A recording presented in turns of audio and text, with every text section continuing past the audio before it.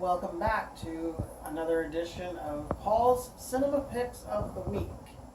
Now, in the last segment, we were talking about moguls and movie stars, and I was going into a lot of the early silent films from the 1890s all the way to the 1960s.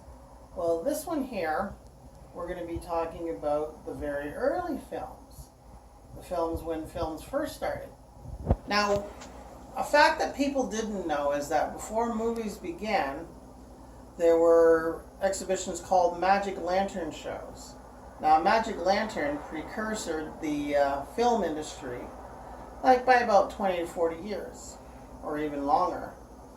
A lot of magic lantern films were shows that people would come in and they'd have this apparatus and it would have like these artwork and pictures, and then they would project them on the wall, and then people would watch them, and this was setting the stage for when the motion pictures were invented.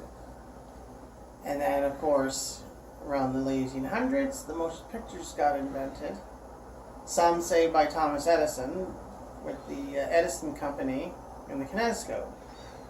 But I'm more of a support that the Europeans actually invented film.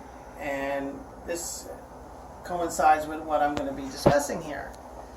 Here in my hands I have a film series on VHS, which I bought in Toronto from Sam the Record Man for about $75. Yes, for a tape, believe it or not. But it's a special tape. It's The Movies Begin, a treasury of early cinema. And it goes from the period of 1894 to 1914. So these are very, very early films. And they were made by the European Pioneers, which is Volume 2. And you have 40 different films by Louis Lumiere. You have Walter Haggard, R.W. Paul, George Albert Smith, James A. Williamson, and James Bamforth, among others. And these films were mostly European. And you have the most famous ones on here are The Sprinkler Sprinkled, which is actually known as the very first film comedy ever done. Workers Leaving the Lumiere Factory in 1893 was the first known motion picture that was ever exhibited. And it was filmed by two famed French filmmakers, Auguste and Louis Lumiere. And they made these films, and then they exhibited them publicly. And for their time, today they'd be considered crude, but for their time they were actually a very worldwide known phenomenon. And on here you get films like from December 28th, 1895. A film was done, and they were exhibited in a basement, believe it or not, in a cafe in Paris, which is the Grand Cafe itself. And then they talk a little bit about the different films on here. The Motorist, An Extraordinary Cab Accident. You got Stop Thief on here, which is made in 1901. And they said it was considered the source of the subsequent development of the chase film. So you even have the invention of the chase film. You have the very first comedy.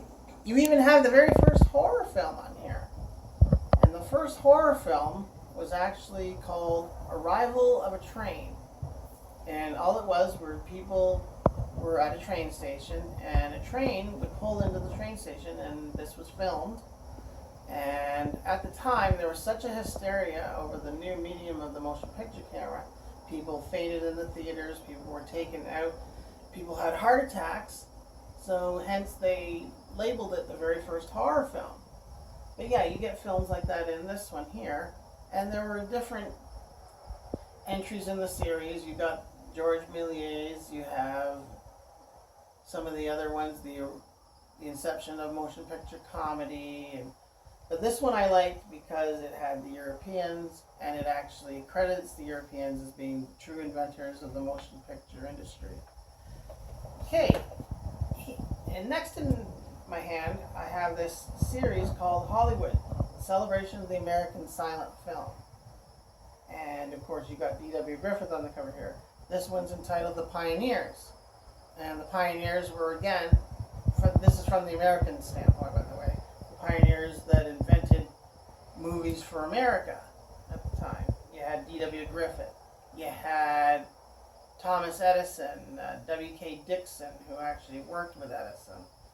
And some of the movies that they go into on here, 1903, The Great Train Robbery. And they said it drew wild, enthusiastic audiences who cheered and called for more. Great Train Robbery from 1903 was known as the very first Western film and was also known as the very first movie to tell a comprehensive, complete story in about 17 minutes, because it wasn't very long. And Great Train Robbery,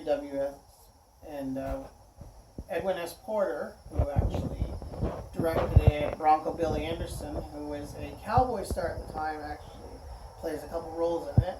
And he was later known as the founder of S&A Studios, where Charlie Chaplin signed in after he finished his contract with Keystone.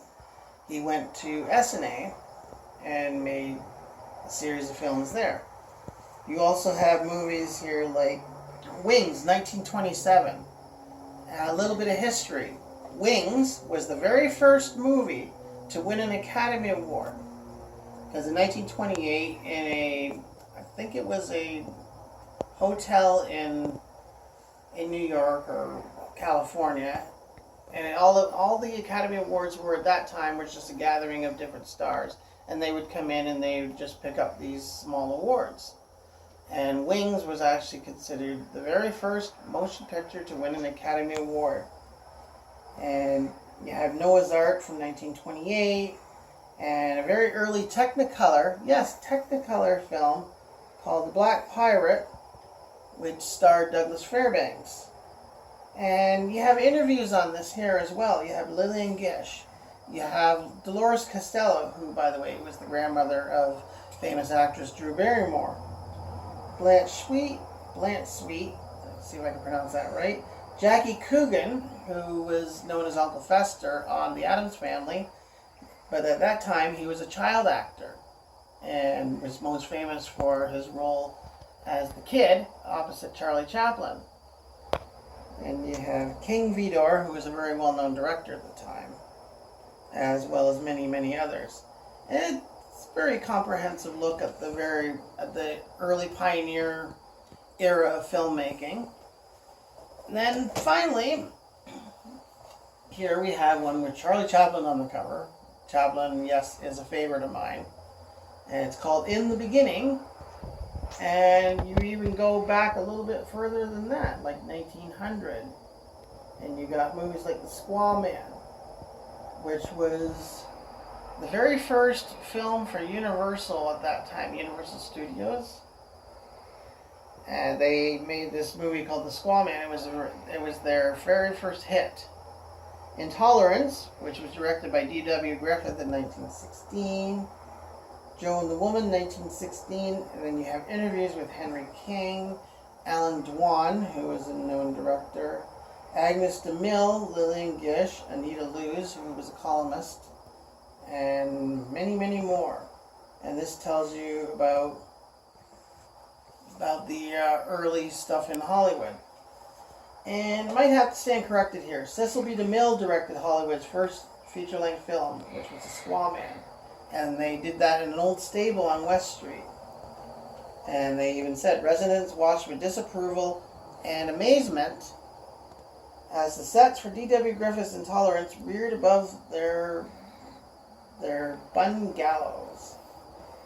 Yeah, so if you want, and James Mason was the famed actor James Mason, he was the one that narrated this one and this one here.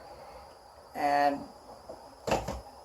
it definitely makes the film all the more informative, and it's more entertaining at the same time. But yeah, if you want to know about the Hollywood and the American side of the early cinema, get these two.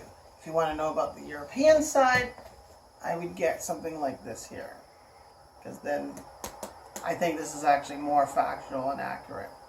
So, that's my look at the early cinematic works. And this is Paul Westbrook reminding you to like the channel, subscribe to our channel. Please leave a comment because we have to hear the comments so we know what we did wrong, what we did right, what you liked, what you didn't like, what we could improve on, whatever. And till then, this is Paul Westbrook reminding you that I'll be seeing you at the movies. Good night.